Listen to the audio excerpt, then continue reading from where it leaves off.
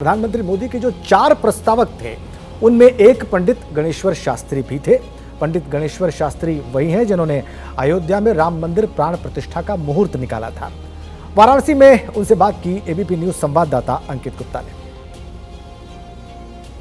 मोदी जी के प्रस्तावक हमारे साथ में, बस एक मिनट का ये बताइए कि आप जो यहाँ पर पहुंचे तो पीएम को कुछ सलाह भी दी थी, क्योंकि आपने राम मंदिर की तारीख तो निकाली थी, लेकिन आज नामांकन की भी कुछ वक्त नहीं, तो प्रधानमंत्री ने प्रस्तावक बनाया आपको। हाँ, तो कैसा अनुभव, क्योंकि आपको कब बताया गया कि आप प्रस्तावक होंगे? और अरे अभी प्रधानमंत्री कार्यालय से आया 2-3 दिन पहले। अच्छा, क्या बताया गया कि आपको प्रस्तावक बनना है? हाँ।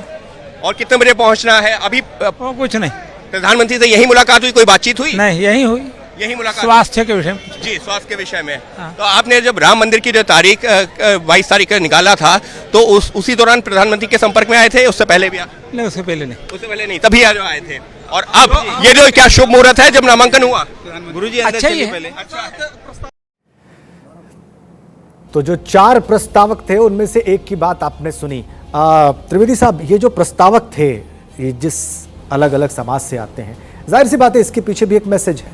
बिल्कुल, इसको भी डिकोड करना पड़ेगा। बिल्कुल महत्वपूर्ण बात है जिसकी चर्चा हम कर रहे हैं। प्रधानमंत्री जी का यदि सार्वजनिक जीवन देखा जाए तो जब वो 2001 में मुख्यमंत्री बने 7 अक्टूबर 2001 को गुजरात में, और उसका उपचुनाव लड़ा और उससे आज तक वो एक भी चुनाव नहीं हारे, पहली बात।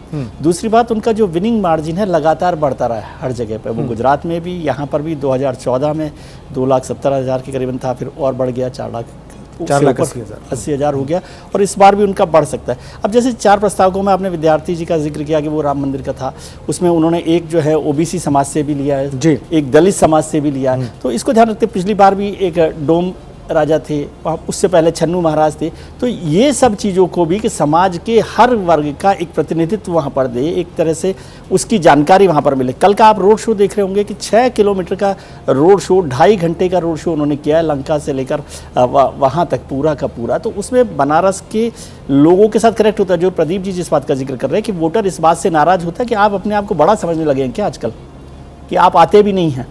प्रधानमंत्री का यदि देखें 2014 से 2024, 10 साल में उन्होंने 44 बार वाराणसी का दौरा किया है। और वो दौरा का मतलब है कि वो वहाँ पर लोगों से उस समय मिले हैं, कमिटमेंट के साथ बात की है, जो उनकी बातें हैं उनको सुनी है, उसके डेवलपमेंट पर काम किया है। और मैं कई बार वाराणसी गया, वहाँ पर प्रधानमंत्री हर क्षेत्र में होते हैं, लेकिन प्रधानमंत्री का वहाँ पर संसदीय कार्यालय है। संसदीय कार्यालय 24 घंटे खुला रहता है, और वहाँ एक जिम्मेदारी दी गई है कि हर सैटरडे संडे को केंद्र का एक मंत्री वहाँ रहता है, केंद्र सरकार का एक मंत्री वहाँ रहता है। राज्य सरकार के मंत्री हर 2-3 दिन में वहाँ पर आते जाते रहते हैं, और वो जो 24 घंटे कार्यालय है वो वहाँ पर जो शिकायतें आती हैं उन पर ध्यान देता है।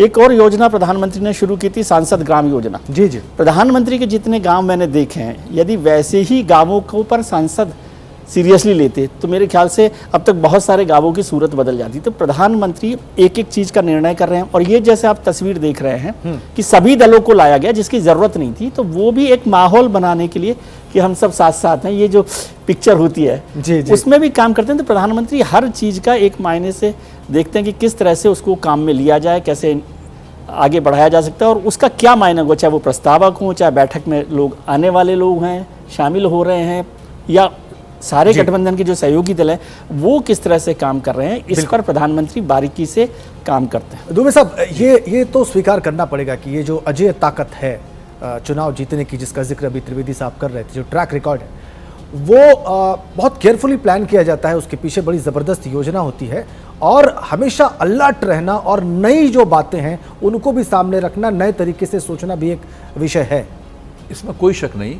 नरेंद्र मोदी और अमित शाह ने मिलकर भारतीय जनता पार्टी को चुनाव लड़ने की और जीतने की एक असाधारण मशीन में बदल दिया है।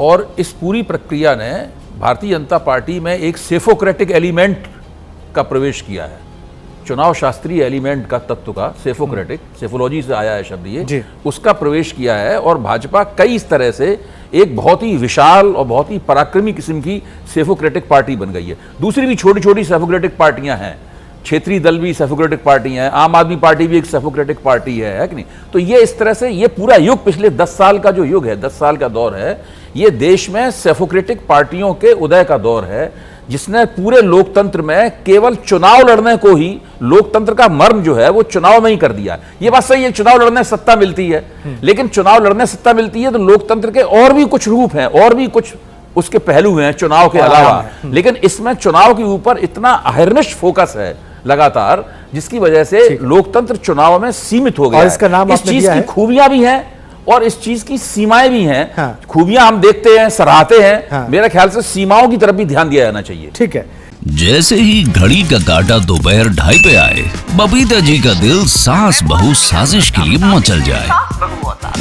और ये है इनकी बहू, पूरे दिन ऑफिस की टेंशन हो जाए गॉन जब ये करें अपना फेवरेट शो फ्री टाइम पे ऑन।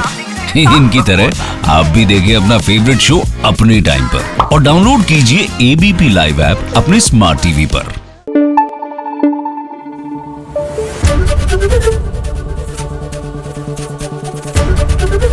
एबीपी न्यूज आपको रखे आगे।